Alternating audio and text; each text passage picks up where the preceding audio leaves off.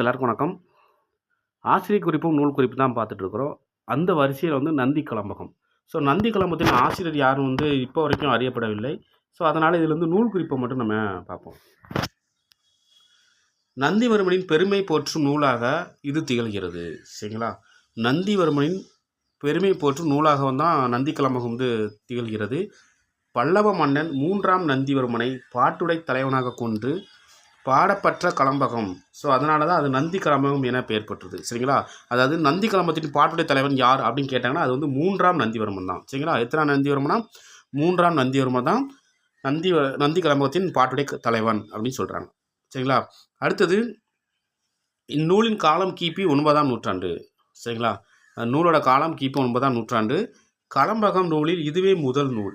சரிங்களா? கலம்பகம் நூலின் முதல் நூல் எதுனா நந்தி கலம்பகம். அடுத்தது கலம்பகம் என்பது 96 வகை சிற்றிலக்கியங்களுள் ஒன்று. கலம்பகம் என்பது 96 வகை சிற்றிலக்கியங்கள் ஒன்று.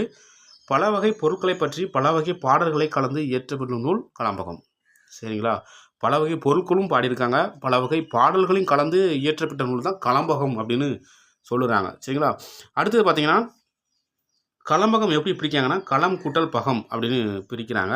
இதில் களம் 12ம் பகம்னா 6. சரிங்களா? களம் 12, பகம் 6.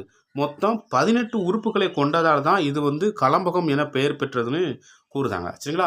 கலம்பகத்தின் மொத்தம் எத்தனை உறுப்புனா 18 உறுப்புகள் இதில் இருக்குது. சரிங்களா? ஸோ அது என்னென்னு பார்த்தீங்கன்னா புய வகுப்பு, அம்மானை, கார், ஊசல், இரங்கல், மரம், தலை, தவம், சித்து, பான், கைக்கிளை, தூது, வண்டு, குரம், காலம், மாதங்கி, களி, சம்பிரம். ஸோ இதெல்லாம் சேர்ந்தது தான் கலம்பகம் அப்படின்னு சொல்கிறாங்க. சரிங்களா? மொத்தம் கலம்பகத்தில் எத்தனை உறுப்புனா 18 உறுப்புகள் இருக்குது. ஸோ அந்த உறுப்புகள்லாம் லைட்டாக ரீட் பண்ணி விட்டுருக்காங்க. சரிங்களா?